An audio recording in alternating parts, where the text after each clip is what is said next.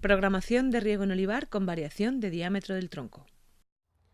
El cultivo del olivo, tradicionalmente de secano, experimentó notables cambios con la introducción del riego hace algunas décadas. En esos momentos se tenía poca información o casi inexistente acerca de las necesidades hídricas del olivo y su respuesta al riego. Por ello, nuestro grupo del IRNAS comenzó una serie de trabajos de investigación al respecto y posteriormente en colaboración con el grupo de la Universidad de Sevilla para determinar las necesidades hídricas del olivo y hacer un riego más eficiente, incluso aplicando el riego en aquellos momentos más necesarios para la planta. En principio, la determinación de las necesidades hídricas del olivo se realizó mediante las metodologías de emplear las variables microclimáticas y posteriormente con el balance hídrico detallado en el suelo. Sin embargo, estos métodos nos proporcionan solamente el consumo hídrico del olivo en un periodo precedente, pero no las necesidades reales en un momento determinado. Por ello, en nuestro grupo, en 1994, empleó la medida del flujo de savia utilizando la técnica de la compensación del pulso de calor. Era la primera vez en el mundo que esta técnica se aplicaba al olivo para determinar su transpiración y, por tanto, conocer el consumo hídrico del olivo. Los resultados fueron muy satisfactorios y se podría utilizar para la programación del riego en tiempo real, ya que nos da el registro continuo con esta técnica, nos da una información en tiempo real de las necesidades de la planta. Actualmente también estamos trabajando con las variaciones micrométricas del tronco del árbol para determinar esas tasas transpirativas del olivo. Esto es una gran ventaja porque conocemos en tiempo real esas necesidades y podemos automáticamente aplicar el riego o cortarlo. Sin embargo, el inconveniente principal de estos métodos es que que son costosos y se necesita un personal perfectamente preparado. El riego deficitario controlado se basa en aplicar condiciones de estrés hídrico en determinados estados fenológicos de la planta. En el caso del olivo vamos a distinguir 4 fases y en cada una de ellas la sensibilidad al estrés hídrico es distinta. Por eso es necesario tenerlo en cuenta a la hora de decidir el riego que queremos hacer. Fase 1. Desde brotación hasta comienzo del endurecimiento masivo del hueso. Es la fase más sensible al estrés hídrico, ya que en ellas ocurre la floración y el cuajado. Si en esta fase hay falta de agua, en árboles adultos se puede producir una disminución del crecimiento del año, que afectará a la cosecha del año próximo, y una pérdida de la cosecha del año actual si el estrés ocurre cercano a la floración o cuajado. La distribución en el tiempo de los estados fenológicos evidencia la gran adaptación de esta especie a las condiciones mediterráneas. La fase 1, que es la más sensible, tiene lugar en un periodo en el que habitualmente no hay carencia de agua por ser el final del periodo de lluvia y estar el perfil del suelo recargado por las lluvias del otoño o invierno anteriores. Fase 2. Desde comienzo de endurecimiento masivo del hueso hasta acumulación de aceite. Es la fase más resistente a las condiciones de estrés hídrico. No hay un marcador que indique cuándo acaba esta fase, aunque varios trabajos sugieren que la acumulación de aceite podría tener lugar incluso desde mediados de agosto. Habitualmente se suele elegir una fecha fija en torno a final de agosto en mesa o primeros de septiembre en aceite. Por lo tanto, el endurecimiento de hueso es un periodo clave para la determinación del momento en el que podemos restringir el riego. El endurecimiento es un periodo, no un momento puntual. El hueso va endureciendo progresivamente con el paso del verano, pero hay un cambio brusco en este proceso que se acelera a comienzos del verano. Es lo que denominamos el comienzo del endurecimiento masivo y es el momento que queremos determinar para iniciar la restricción del riego. Habitualmente se ha sugerido estimar unos 60 días después de floración, pero este intervalo puede cambiar dependiendo del estado hídrico de la planta. Entre los agricultores, lo más común es cortar la aceituna, suponiendo que este momento tiene lugar cuando el hueso impide este corte. Sin embargo, este momento tiene lugar a mitad del endurecimiento masivo y depende de la persona que lo lleve a cabo. Recientes investigaciones nos han indicado que existe una relación entre el diámetro longitudinal de la aceituna y este proceso. Inicialmente, el diámetro longitudinal crece a una tasa constante, pero cuando comienza el endurecimiento masivo, esta tasa disminuye de forma clara. Este es el momento de restringir el riego. La fase 2 ocurre en verano, cuando las necesidades son más altas y las lluvias habitualmente nulas, por lo que cualquier ahorro de agua es de gran interés. Fase 3. Fase de acumulación de aceite. Finaliza en la cosecha. Este periodo varía según el destino que tenga la aceituna. En mesa es un periodo corto, ya que la cosecha en nuestras condiciones tiene lugar a mediados de septiembre para la aceituna que se procesa en verde. En mesa es un periodo crítico porque la disminución del riego puede afectar al tamaño de la aceituna, un parámetro de gran importancia, por lo que suele ser habitual la necesidad de regar. En aceite la cosecha es más tardía. Las variedades más tempranas de aceite no comienzan hasta 1 de octubre, lo que en muchos años hace que coincida el final de este periodo con las primeras lluvias otoñales. Algunos trabajos incluso sugieren que un estrés moderado puede incrementar el rendimiento de la aceituna de almazara. El problema principal es determinar estos niveles, ya que un recorte excesivo puede reducir la cantidad de aceite acumulada.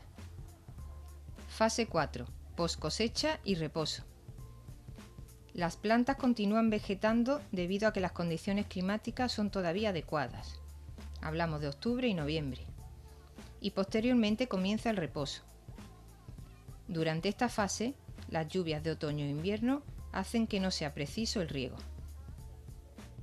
Como ya hemos indicado, la fase de endurecimiento del hueso es el estado fenológico clave para hacer el riego deficitario controlado en olivar. La dendrometría nos va a permitir, en aquellos años en los que vamos a tener un olivar con carga suficiente, poder determinar cuándo va a comenzar esta fase. Los trabajos que hemos desarrollado en olivo indican que cuando el olivo tiene una carga de fruta bastante alta, la tasa de crecimiento se va a hacer cero al comienzo de la fase de endurecimiento. La fase de endurecimiento es una fase progresiva, que tiene lugar desde el comienzo del desarrollo de la aceituna. Sin embargo, hay un momento en el que el fruto inicia un endurecimiento más rápido y el hueso, endocarpo, deja de crecer. Es al comienzo de esta fase cuando podemos observar una parada muy rápida en el crecimiento del tronco que permanece hasta cosecha. Aunque en este momento la dureza del hueso no es máxima e incluso aún puede ser atravesado con una cuchilla, que es la metodología habitual en campo, la fase de mayor resistencia al estrés ya ha comenzado y es posible realizar recortes de riego sin afectar a la cosecha final. Los trabajos realizados hasta la fecha indican que la tasa de crecimiento del tronco es un buen indicador para aplicar riego deficitario en olivo porque es un indicador sensible y muestra rápidamente cuando el árbol entra en condiciones de estrés. La idea es fijar unos umbrales de tasa de crecimiento del tronco en cada una de las fases e intentar mantenernos cerca de ellos con el riego. Es decir, el riego lo realizamos cuando los árboles presentan los umbrales que aquí planteamos. De esta manera conseguiríamos mantener en unas condiciones controladas de estrés hídrico a la planta. Sin embargo, aún no está claro qué umbrales podemos emplear en todas las fases. La fase 1 en olivar es eminentemente de crecimiento, por lo tanto, habitualmente la tasa de crecimiento del tronco debería ser positiva, lo que indicaría un crecimiento continuado. Sin embargo, las lluvias primaverales suelen interferir en los datos obtenidos en estas fechas y en la actualidad no hay valores de referencia que nos ayuden a mejorar la programación del riego en esta fase.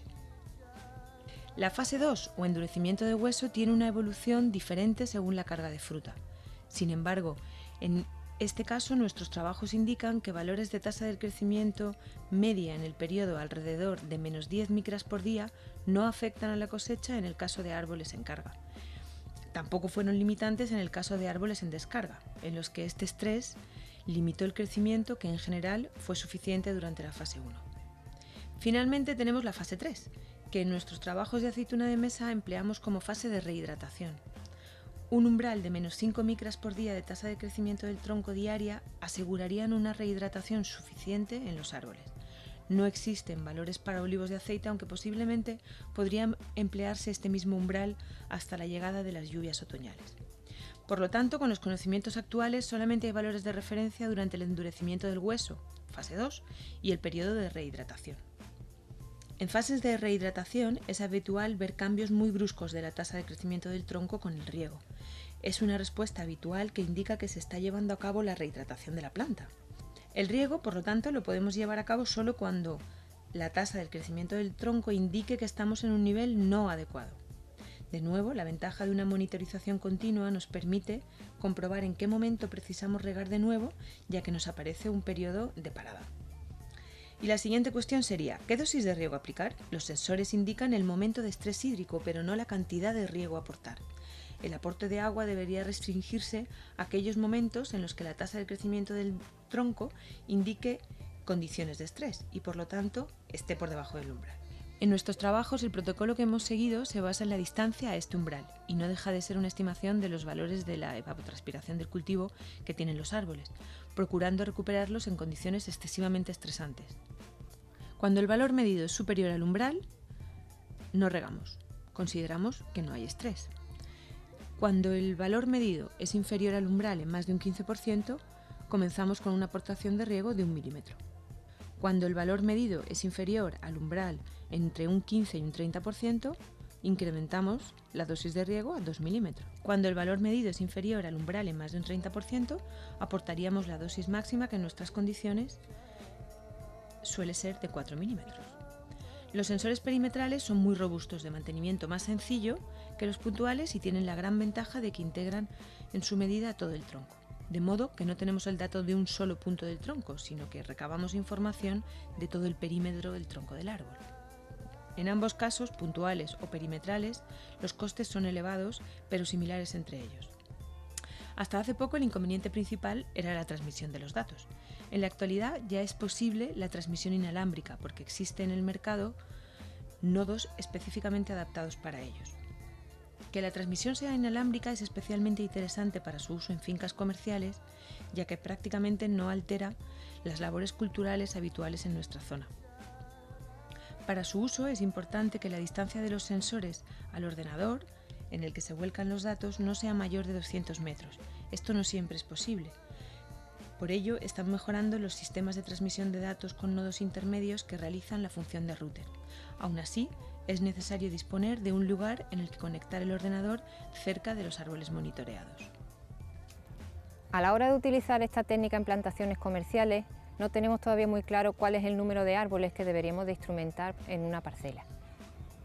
Podemos hablar más o menos de que si tenemos parcelas de unas 20-30 hectáreas, deberíamos de subdividirlas en 2 o 3 subparcelas y en cada una de ellas instrumentar unos 10 árboles. Pero en el caso de fincas más heterogéneas se complica mucho el aumentar el número de parcelas en las que instalar los sensores. Por eso lo que solemos hacer es irnos a las parcelas más desfavorables y aumentar en ellas el número de árboles en los que vamos a medir. Esta técnica es muy prometedora por las ventajas que presenta, ya que nos permite hacer una medida continua y automatizada que incluso podemos obtener telemáticamente. Sin embargo, hay que seguir estudiando a nivel comercial para ver hasta qué punto se pueden extrapolar los resultados en distintas condiciones edafoclimáticas o en cultivos de distintas edades, densidades o en general de distintas historias. También tenemos una serie de inconvenientes, por ejemplo el hecho de que hay gran variabilidad en los resultados que obtenemos entre árboles, que el coste de los sensores es elevado y que además su uso debe ser por personal especializado. Por otro lado, puede resultar una técnica molesta para algunas labores de cultivo debido a los cables que vamos a tener en las calles. Al ser una medida muy sensible del estado hídrico de la planta, los cambios ambientales, especialmente la temperatura y la evapotranspiración, llevan a grandes variaciones en los resultados. Aún no se han establecido umbrales claros que sean extrapolables a condiciones diferentes de las experimentales. Al no ser un sistema móvil, la selección de los árboles a monitorizar y la colocación de los sensores son clave para tener una buena información de la parcela. En definitiva, son más las preguntas que las respuestas que tiene este sistema desde el punto de vista de su uso comercial, pero poco a poco esperamos ir respondiendo a algunas de ellas.